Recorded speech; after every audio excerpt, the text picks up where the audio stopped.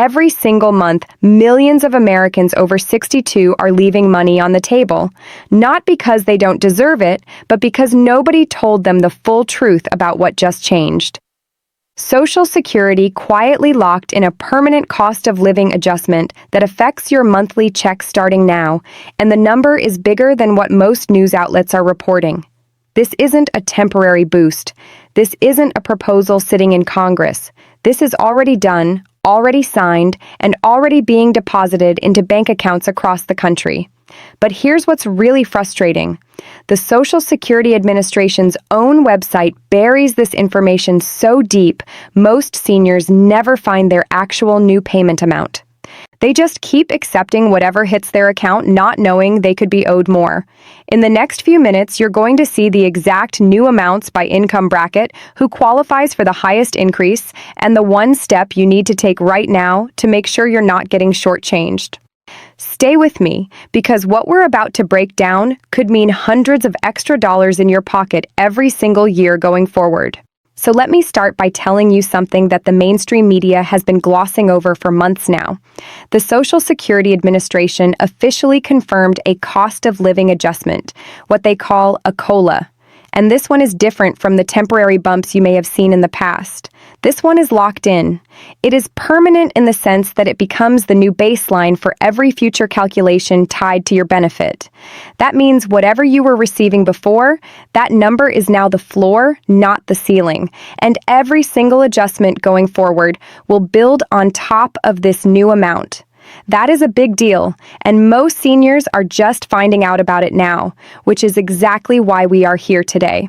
Now, before we get into the actual dollar amounts, and yes, we are absolutely going to get into those, let me explain why this COLA is so significant compared to what we have seen in recent years. Because not all cost of living adjustments are created equal. Some years, Social Security gives retirees a 1 or 2% bump, and after Medicare premiums take their cut, beneficiaries end up with almost nothing extra in their pocket.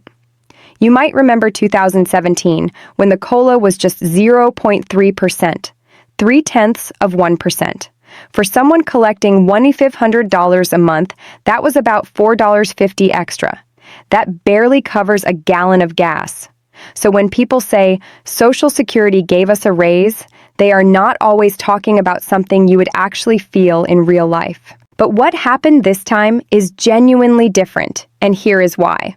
The COLA formula is tied to something called the CPI-W, which stands for the Consumer Price Index for urban wage earners and clerical workers.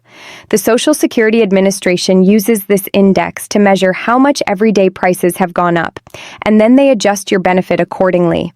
The problem that seniors have complained about for decades is that the CPI-W is based heavily on the spending habits of working-age people who are still going to offices, buying work clothes, and commuting every day.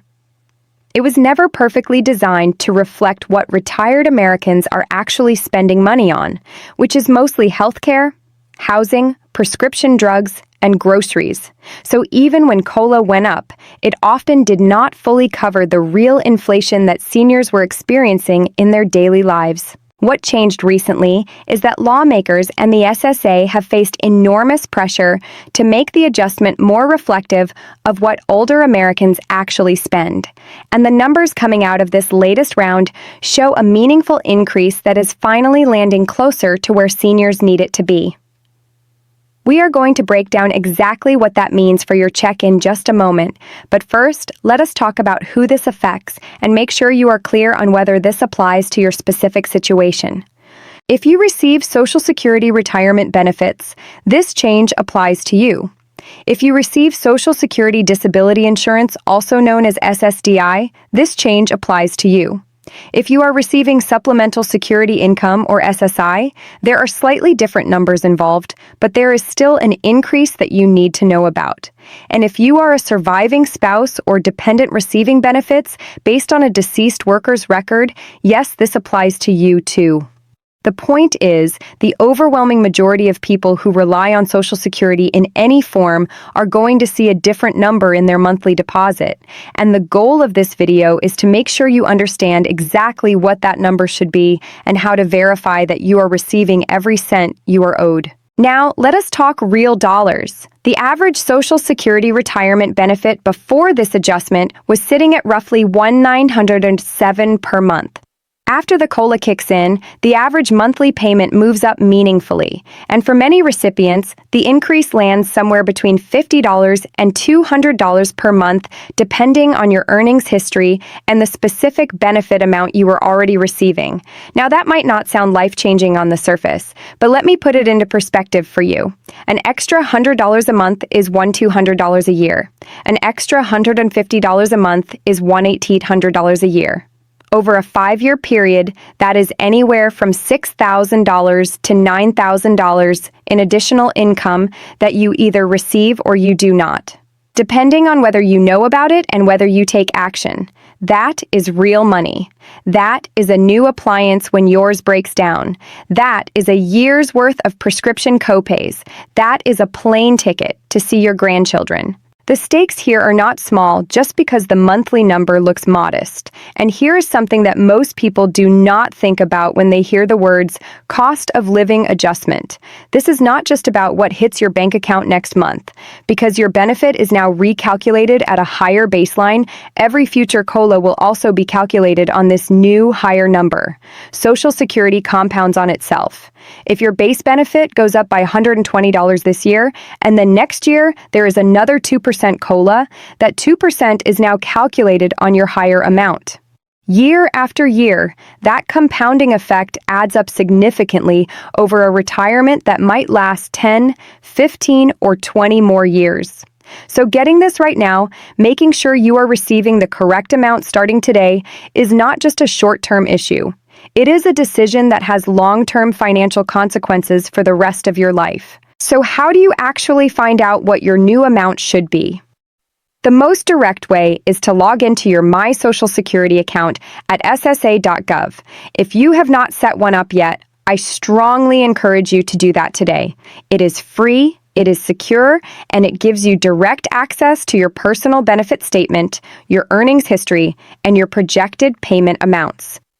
When you log in, you will be able to see your current benefit amount on record and any recent adjustments that have been applied. If the number you see there does not reflect the updated COLA, that is a red flag, and you will want to take steps to address it, which we will talk about in a few minutes. Now, some of you watching right now are thinking, I do not do things online, I do not trust computers, and I'm not about to start now. And that is completely valid. You have every right to manage your benefits offline. In that case, you can call the Social Security Administration directly at 1-800-772-1213.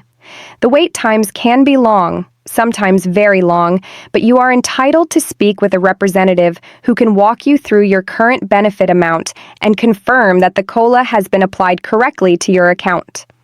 You can also visit your local Social Security office in person if you prefer a face-to-face conversation. Bring a photo ID and your Social Security card or a recent benefit statement. Having documentation with you always speeds things up.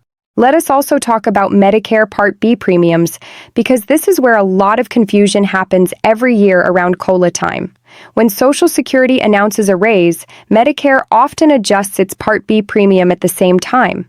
Part B covers your outpatient medical care, doctor visits, preventive services, lab tests, and so on. The Part B premium is typically deducted directly from your Social Security check before it ever reaches your bank account. So if your benefit goes up by $80, but your Part B premium also goes up by $20, your actual take-home increase is $60. That does not mean the COLA was misleading. It just means you need to look at the full picture to understand your real net gain. The good news is that by law, there is a hold harmless provision that protects Social Security recipients from having their net benefit go down because of a Medicare premium increase.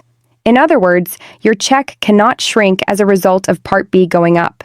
But it can stay flat if the premium increase eats up your entire COLA, and that is something worth understanding before you start budgeting around an assumed increase. Now, I want to address something that comes up in the comments on videos like this all the time, and it is a completely fair concern. People ask, is Social Security actually going to be there for me long term?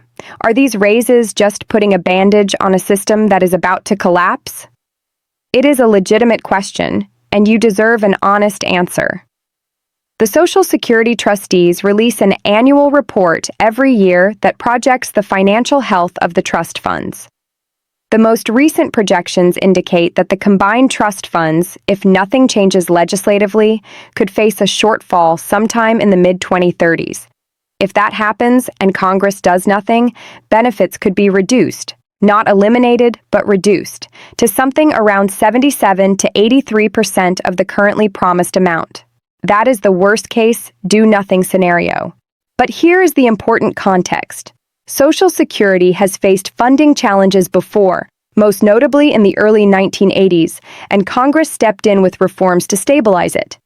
There is enormous political will to protect Social Security because tens of millions of Americans depend on it, and no elected official wants to be the one who let it fail.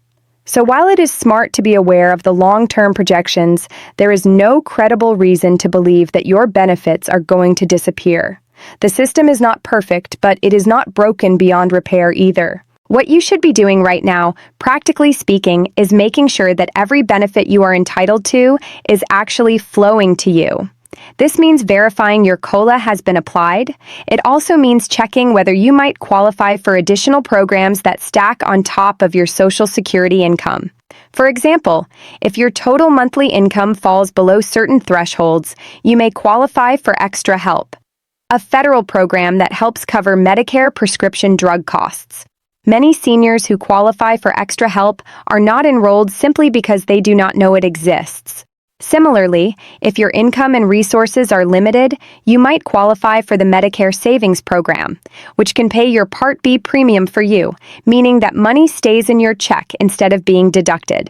These programs do not get promoted loudly. You have to go looking for them, or you have to know someone who tells you they exist.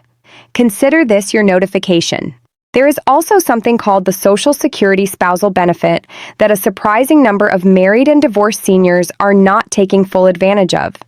If you are married, you may be entitled to up to 50% of your spouse's Social Security benefit if that amount is higher than your own earned benefit. And if you were married for at least 10 years before divorcing, you may still be eligible for a spousal benefit based on your ex-spouse's record, even if they have remarried.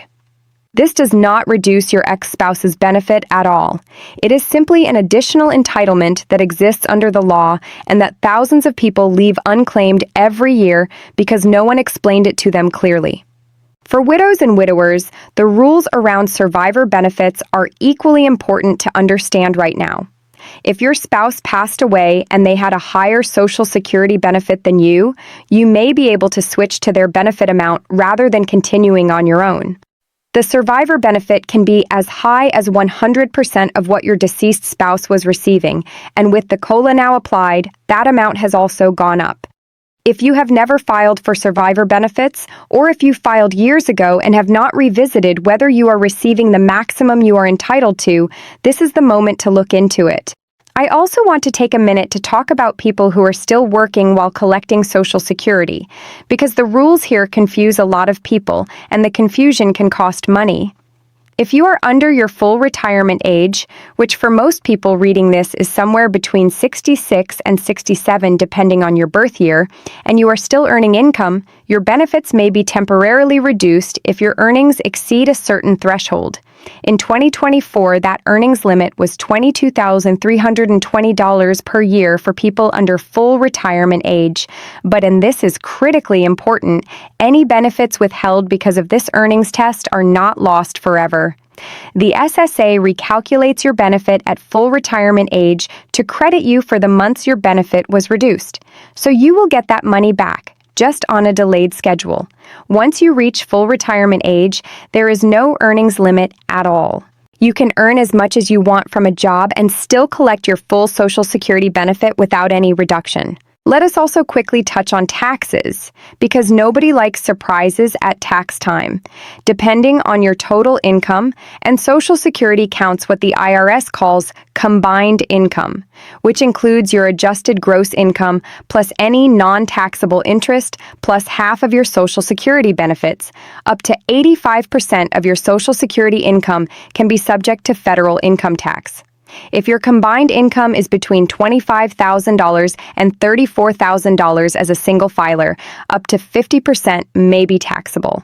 Above $34,000, up to 85% may be taxable.